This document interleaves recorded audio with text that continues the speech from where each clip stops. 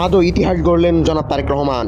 আজও এক মহানুভবতার পরিচয় দিলেন আমাদের তারেক রহমান। বগুড়া থেকে দুপুর 1:50 রংপুরের শহীদ আবু সাঈদের কবর জিয়ারত এবং রংপুর ঈদগাহ ময়দানে অনুষ্ঠিতব্য নির্বাচনী সমাবেশে যোগদানের উদ্দেশ্যে রওনা দেন জনাব তারেক রহমান।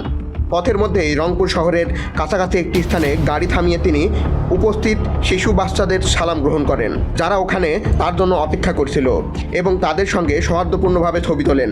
এ সময় স্থানীয় মানুষের মাঝে উচ্ছ্বাস ও আবেগঘন পরিবেশ সৃষ্টি হয় এবং ভিডিওটিতে দেখা হয় কয়েকজন বৃদ্ধ নারী তারেক রহমানকে দেখার জন্য তার গাড়ির সামনে কাছে হাত বুলিয়েছেন, এবং দেখা যায় একজন মা তার মেয়েকে নিয়ে তারেক রহমানের কাছে এসেছেন, সাথে নিয়ে এসেছেন জিয়াউর রহমানের ছবি বাঁধাই করে, এবং ওই ছবিটি আছে বাচ্চা ছেলেটির হাতে।